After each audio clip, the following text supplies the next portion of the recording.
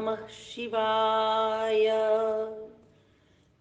सदाचार, शौचाचार, स्नान, भस्म धारण, संध्या वंदन, प्रणव जप, गायत्री जप, दान, न्यायतः धनोपार्जन तथा अग्निहोत्र आदि की विविध विधि एवं महिमा का वर्णन। ऋषियों ने कहा, सुत जी, अब आप शीघ्र ही हमें वह सदाचार सुनाइए जिससे विद्वान पुरुष पुण्य लोकों पर विजय पाता है। स्वर्ग प्रदान करने वाले धर्ममय आचार तथा नरक का कष्ट देने वाले अधर्ममय आचारों का भी वर्णन कीजिए। सुत जी बोले, सदाचार का पालन करने वाला विद्वान ब्राह्मण ही वास्तव में ब्राह्मण नाम धारण करने का अधिकारी है। जो केवल वेदोक्त आचार का पालन करने वाला एवं वेद का अभ्यासी है, उस ब्राह्मण की विप्र संज्ञा होती है। सदाचार, वेदाचार तथा विद्या, इनमें से एक एक गुण से ही युक्त होने पर उसे द्विज कहते हैं। जिसमें स्वल्प मात्रा में ही आचरण का पालन देखा जाता है, जिसने वेदाध्ययन भी बहुत कम किया है तथा जो राजा का सेवक, पुरोहित, मंत्री आदि है, उसे क्षत्रिय ब्राह्मण कहते हैं। जो ब्राह्मण कृषि तथा वाणिज्य कर्म करने वाला है और कुछ कुछ ब्राह्मणोचित आचार का भी पालन करता है, वह वैश्य ब्राह्मण है। तथा जो स्वयं ही खेत जोतता है, हल चलाता है, उसे शूद्र ब्राह्मण कहा गया है। जो दूसरों के दोष देखने वाला और परद्रोही है, उसे चांडाल द्विज कहते हैं। इसी तरह क्षत्रियों में भी जो पृथ्वी का पालन करता है, वह राजा है। दूसरे लोग राजत्वहीन क्षत्रिय माने गए हैं। वैश्यों में भी जो धान्य आदि वस्तुओं का क्रय विक्रय करता है, वह वैश्य कहलाता है। दूसरों को वणिक कहते हैं। जो ब्राह्मणों, क्षत्रियों तथा वैश्यों की सेवा में लगा रहता है, वही वास्तव में शूद्र कहलाता है। जो शूद्र हल जोतने का काम करता है, उसे वृषल समझना चाहिए।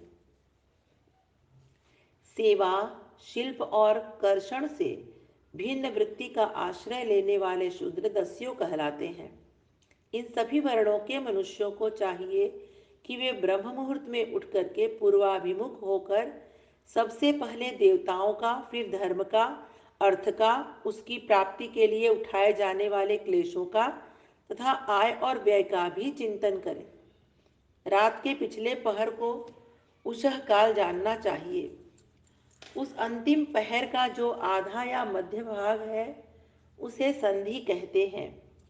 उस संधि काल में उठकर द्विज को मलमूत्र आदि का त्याग करना चाहिए। घर से दूर जाकर बाहर से अपने शरीर को ढके रखकर दिन में उत्तराभिमुख बैठकर मलमूत्र का त्याग करें। यदि उत्तराभिमुख बैठने में कोई रुकावट हो तो दूसरी दिशा की ओर मुख करके बैठे। जल, अग्नि, ब्राह्मण आदि तथा देवताओं का सामना बचा कर बैठे। मल त्याग करके उठने पर फिर उस मल को न देखें। तदनंतर जलाशय से बाहर निकाले हुए जल से ही गुदा की शुद्धि करें अथवा देवताओं, पितरों तथा ऋषियों के तीर्थों में उतरे बिना ही प्राप्त हुए जल से शुद्धि करनी चाहिए। गुदा में 7, 5 या 3 बार मिट्टी लगाकर उसे धोकर शुद्ध करें। लिंग में ककोड़े के फल के बराबर मिट्टी लेकर के लगाएं और उसे धो दें।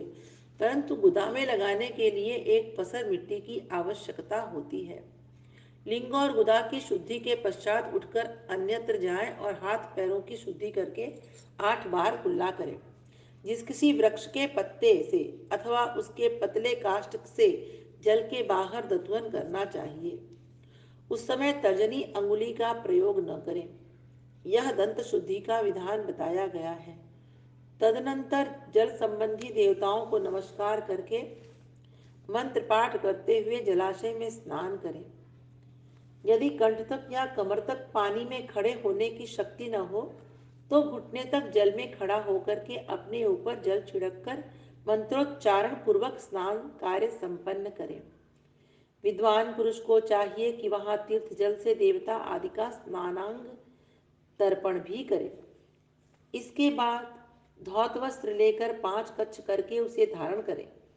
साथ ही कोई उत्तरीय भी धारण कर लें, क्योंकि संध्या वंदन आदि सभी कर्मों में उसकी आवश्यकता होती है। नदी आदि तीर्थों में स्नान करने पर स्नान संबंधी उतारे हुए वस्त्र को वहां पर न धोएं। स्नान के पश्चात विद्वान पुरुष भीगे हुए उस वस्त्र को बावड़ी में कुएं के पास अथवा घर आदि में ले जाए और वहां पत्थर पर, लकड़ी आदि पर, जल में या स्थल में अच्छी तरह धोकर उस वस्त्र को निचोड़े। द्विजो, वस्त्र को निचोड़ने से जो जल गिरता है वह एक श्रेणी के पितरों की तृप्ति के लिए होता है। इसके बाद जाबाली उपनिषद में बताए गए अग्नि रीति मंत्र से भस्म लेकर उसके द्वारा त्रिपुंड लगाएं। जाबाली उपनिषद में भस्म धारण की विधि इस प्रकार कही गई है।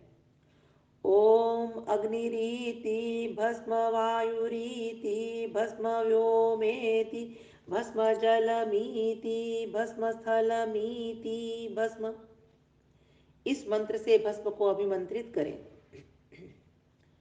मानस्तोके तनये मान आयुषी मानो गोषु मानो अश्वेषु ऋषः मानो वीरान रुद्रभामिनो वधिर्हविष्मन्त ह समित्वा हवामहे। इस मंत्र से उठाकर जल से मले। तत्पश्चात त्रयायुषं जमदग्नेः कश्यपस्य त्रयायुषं यद्देवेषु त्रयायुषं तन्नोऽस्तु त्रयायुषम् इत्यादि मंत्र से मस्तक, ललाट, वक्षस्थल और कंधों पर त्रिपुंड करें। त्रयायुषं जमदग्नेः कश्यपस्य त्रयायुषं यद्देवेषु त्रयायुषं तन्नोऽस्तु त्रयायुषम् तथा त्र्यंबकं यजामहे सुगंधिं पुष्टिवर्धनम् उर्वारुकमिव बंधनान् मृत्योर्मुक्षीयमामृतात्। इन दोनों मंत्रों को 3-3 बार पढ़ते हुए 3 रेखाएं खींचें। इस विधि का पालन न किया जाए, इसके पूर्व ही यदि जल में भस्म गिर जाए तो गिराने वाला नरक में जाता है। आपोहिष्ठा इत्यादि मंत्र से पाप शांति के लिए सिर पर जल छिड़के तथा यस्य क्षयाय इस मंत्र को पढ़कर पैर पर जल छिड़के।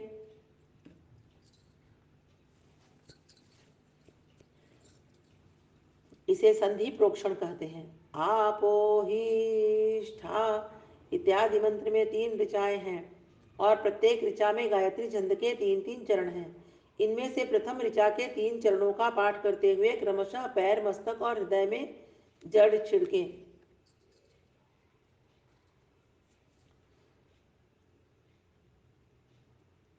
दूसरी ऋचा के 3 चरणों को पढ़कर क्रमशः मस्तक, हृदय और पैर में जल छिड़के तथा तीसरी ऋचा के 3 चरणों का पाठ करते हुए क्रमशः हृदय, पैर और मस्तक का जल से प्रोक्षण करें। इसे विद्वान पुरुष मंत्र स्नान मानते हैं। किसी अपवित्र वस्तु से किंचित स्पर्श हो जाने पर, अपना स्वास्थ्य ठीक न रहने पर, राजा और राष्ट्र पर भय उपस्थित होने पर तथा यात्रा काल में जल की उपलब्धि न होने की व्यवस्था आ जाने पर मंत्र स्नान करना चाहिए। प्रातःकाल सूर्यश्च मामन्युश्च इत्यादि सूर्यानुवाक से तथा सायंकाल अग्निश्च मामन्युश्च इत्यादि अग्नि संबंधी अनुवाक से जल का आचमन करके पुनः जल से अपने अंगों का प्रोक्षण करें। मध्याह्न काल में भी आपः पुनन्तु इस मंत्र से आचमन करके पूर्ववत प्रोक्षण या मार्जन करना चाहिए। प्रातः काल की संध्योपासना में गायत्री मंत्र का जप करके 3 बार ऊपर की ओर सूर्यदेव को अर्घ्य देने चाहिए। ब्राह्मणों, मध्याह्न काल में गायत्री मंत्र के उच्चार पूर्वक सूर्य को एक ही अर्घ्य देना चाहिए। फिर सायंकाल आने पर पश्चिम की ओर मुख करके बैठ जाएं और पृथ्वी पर ही सूर्य के लिए अर्घ्य दें, ऊपर की ओर नहीं। प्रातःकाल और मध्याह्न के समय अंजलि में अर्घ लेकर के अंगुलियों की ओर से सूर्यदेव के लिए अर्घ्य दें। फिर अंगुलियों के छिद्र से ढलते हुए सूर्य को देखें तथा उनके लिए स्वतः प्रदक्षिणा करके सुधा आचमन करें। सायंकाल में सूर्यास्त से 2 घड़ी पहले की हुई संध्या निष्फल होती है, क्योंकि वह सायं संध्या का समय नहीं है। ठीक समय पर संध्या करनी चाहिए, ऐसी शास्त्र की आज्ञा है। यदि संध्योपासना किए बिना दिन बीत जाए तो प्रत्येक समय के लिए क्रमशः प्रायश्चित करना चाहिए। यदि एक दिन बीते तो प्रत्येक बीते हुए संध्या काल के लिए नित्य नियम के अतिरिक्त 100 गायत्री मंत्र का अधिक जप करें। यदि नित्य कर्म के लुप्त हुए 10 दिन से अधिक बीत जाए तो उसके प्रायश्चित रूप में 1,00,000 गायत्री का जप करना चाहिए। यदि 1 मास तक नित्य कर्म छूट जाए तो पुनः अपना उपनयन संस्कार कराएं।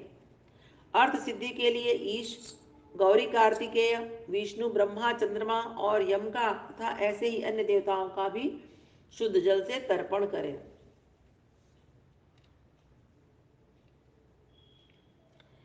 फिर तर्पण कर्म को ब्रह्मार्पण करके शुद्ध आचमन करें।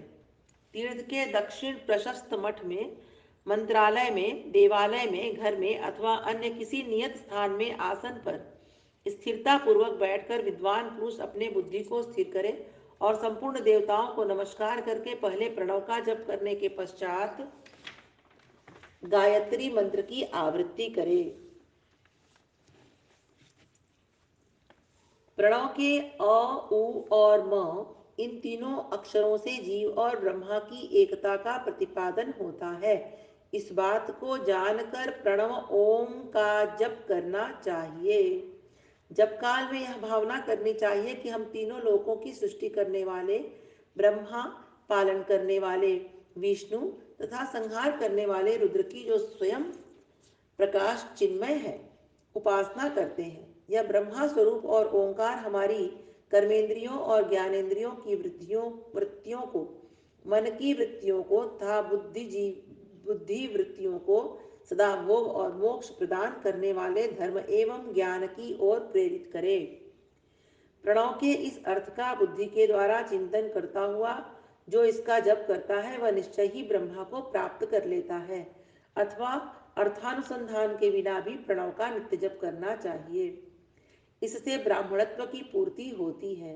ब्राह्मणत्व की पूर्ति के लिए श्रेष्ठ ब्राह्मणों को प्रतिदिन प्रातःकाल 1 सहस्त्र गायत्री मंत्र का जप करना चाहिए। मध्याह्न काल में 100 बार और सायंकाल में 28 बार जप की विधि है। अन्य वर्ण के लोगों को अर्थात क्षत्रिय और वैश्य को तीनों संध्याओं के समय यथासाध्य गायत्री जप करना चाहिए। शरीर के भीतर मूलाधार, स्वाधिष्ठान, मणिपुर, अनाहत, आज्ञा और सहस्त्रार ये 6 चक्र हैं। इनमें मूलाधार से लेकर सहस्त्रार तक 6 स्थानों में क्रमशः विद्येश्वर, ब्रह्मा, विष्णु, ईश, जीवात्मा और परमेश्वर स्थित हैं।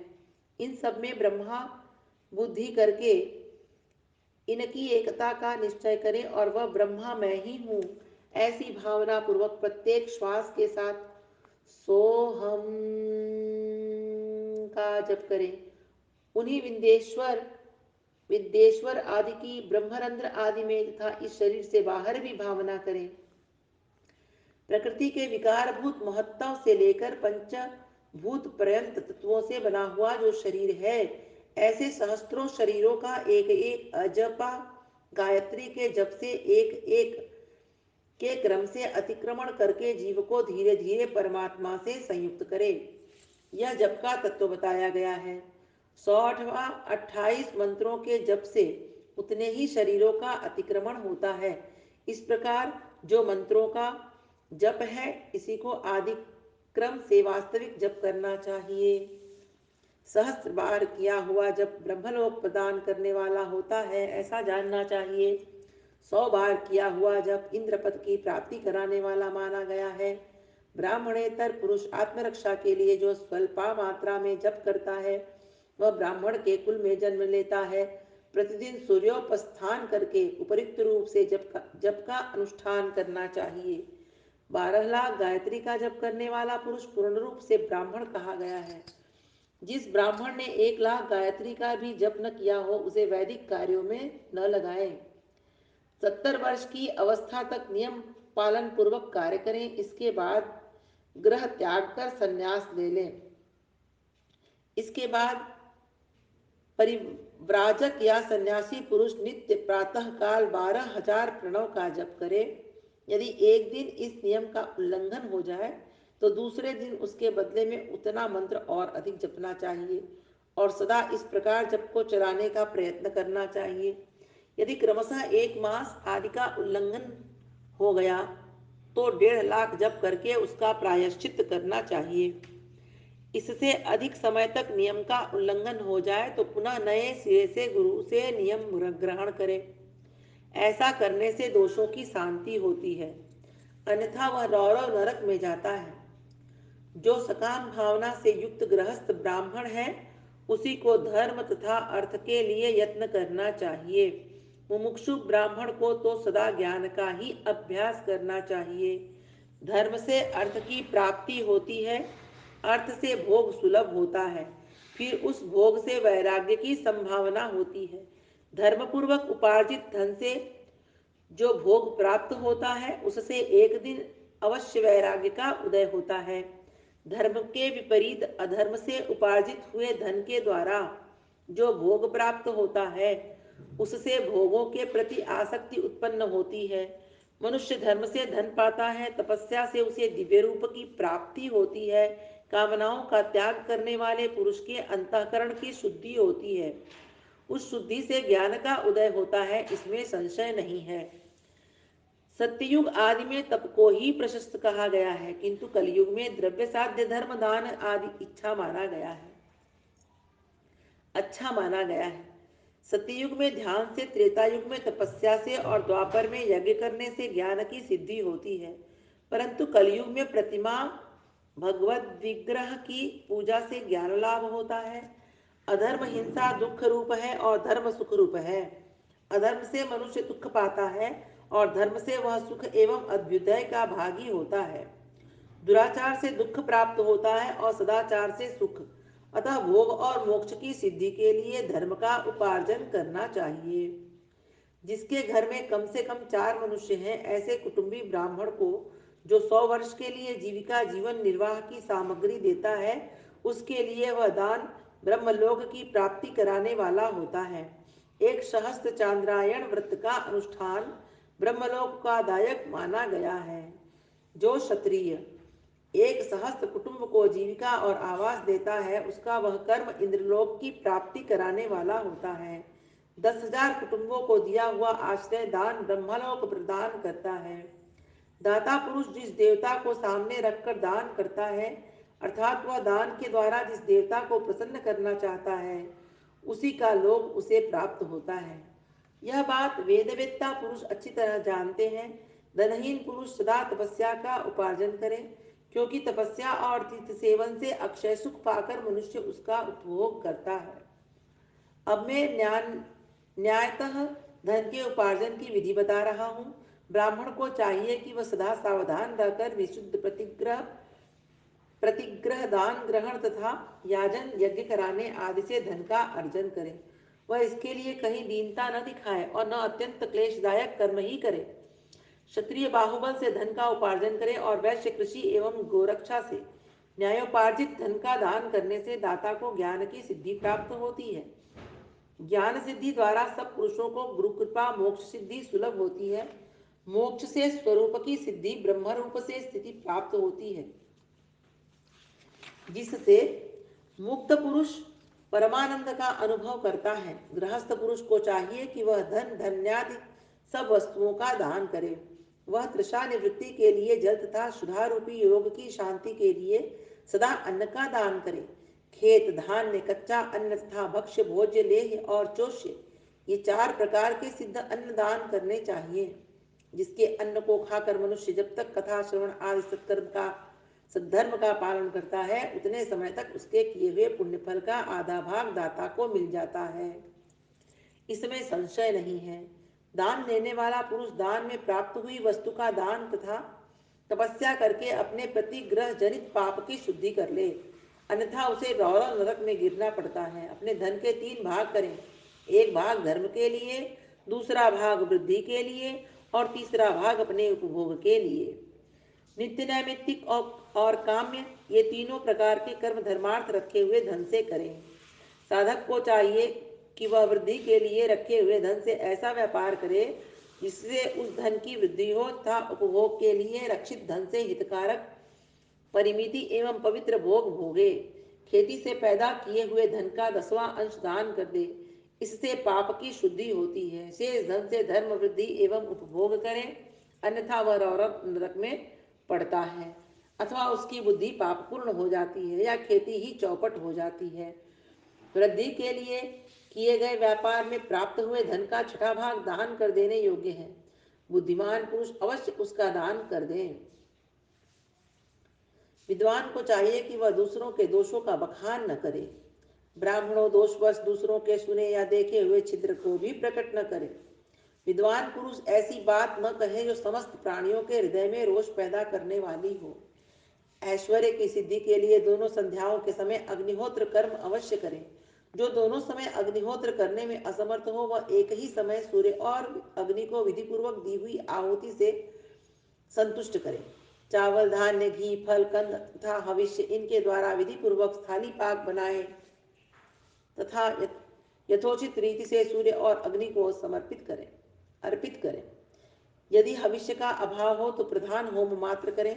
सदा सुरक्षित रहने वाली अग्नि को विद्वान पुरुष अजस्त्र की संज्ञा देते हैं, अथवा संध्या काल में जप मात्र या सूर्य की वंदना मात्र कर लें।